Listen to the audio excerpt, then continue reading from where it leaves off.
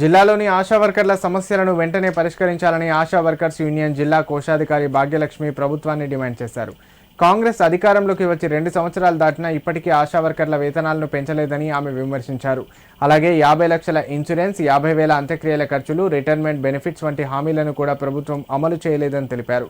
మరోవైపు ఆశా వర్కర్లపై అదనపు పనిభారం పెంచుతున్నారని, గత 2 నెలలుగా కనీస వేతనాలు కూడా సరిగ్గా చెల్లించడం లేదని ఆగ్రహం వ్యక్తం చేశారు. ప్రభుత్వం తక్షణమే స్పందించి ఆశా వర్కర్ల న్యాయపరమైన డిమాండ్లను పరిష్కరించాలని ఆమె కోరారు. తమ సమస్యలను అసెంబ్లీ సమావేశాల్లో ప్రస్తావించి పరిష్కరించాలంటూ సిద్దిపేట జిల్లా దుబాక్ ఎమ్మెల్యే క్యాంపు కార్యాలయం ఎదుట ఆశా వర్కర్లు ధర్నా నిర్వహించారు. అనంతరం ఎమ్మెల్యే కొత్త ప్రభాకర్ రెడ్డి పిఏ జనార్దన్కు పలు సమస్యలతో కూడిన వినతి పత్రాన్ని అందించారు. ఈ సందర్భంగా ఆశా వర్కర్స్ యూనియన్ జిల్లా కోశాధికారి భాగ్యలక్ష్మితో కలిసి వారు మాట్లాడారు.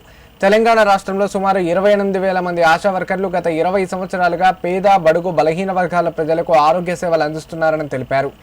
అయితే ఇప్పటికీ తమకు చట్టబద్ధమైన సౌకర్యాలు లేకపోవడంతో అనేక ఇబ్బందులు ఎదుర్కొంటున్నామని పేర్కొన్నారు. గత అసెంబ్లీ ఎన్నికల సందర్భంగా కాంగ్రెస్ పార్టీ తన మేనిఫెస్టోలో ఆశా వర్కర్లకు వేతనాలు పెంచుతామని, ఉద్యోగ భద్రత కల్పిస్తామని హామీ ఇచ్చిందని గుర్తు చేశారు. రానున్న అసెంబ్లీ బడ్జెట్ సమావేశాల్లో ఆశా వర్కర్లకు ఫిక్స్డ్ వేతనం 18,000 నిర్ణయించాలని డిమాండ్ చేశారు. లేని పక్షంలో తమ ఆందోళనలు మరింత ఉధృతం చేస్తామని హెచ్చరించారు.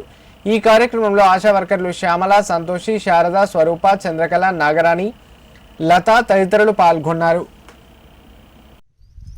ఆశా వర్కర్లమైన మేము గత 20 సంవత్సరాల నుండి పని చేస్తున్నాము. గత ప్రభుత్వాలకు ఈ ప్రభుత్వాలకు మేము ఎప్పుడు విన్నవించుకునేది మా కనీస సౌకర్యాలు కల్పించమని, మాకు ఫిక్స్డ్ వేతనం చేయమని.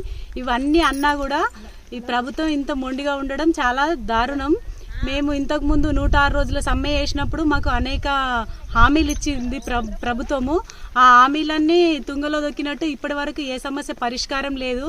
మరియు అట్లాగే ఇప్పుడున్న గవర్నమెంట్, ఇప్పుడు ప్రభుత్వం అప్పుడు ప్రతిపక్షంలో ఉన్నప్పుడు మా గవర్నమెంట్ వచ్చిన వెంటనే మీకు ఫిక్స్డ్ వేతనాలు, మీ సమస్యలన్నీ పరిష్కారం చేస్తామని మాతో చెప్పారు. కానీ ఇప్పుడు వచ్చిన తర్వాత ఇంకా పాత సమస్యలే కాదు, ఇంకా కొత్త సమస్యలు సృష్టిస్తుంది మాకు ఈ గవర్నమెంట్.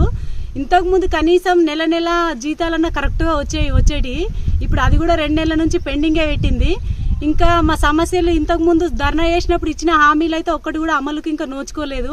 మేము అడుగుతున్న మా న్యాయమైన డిమాండ్లను పరిష్కరించకపోతే ఇంకా ఊరుకునే ప్రసక్తి లేదు. అసెంబ్లీ బడ్జెట్ సమావేశాలలో మా సమస్యల కోసం చర్చించి మా సమస్యల పరిష్కారం చేయకపోతే డ్యూటీలు మానేసి మేము రోడ్లపైకి కూర్చొని ఎక్కడిదక్కడ స్తంభింపజేస్తామని గవర్నమెంట్కి హెచ్చరిక చేస్తున్నాం.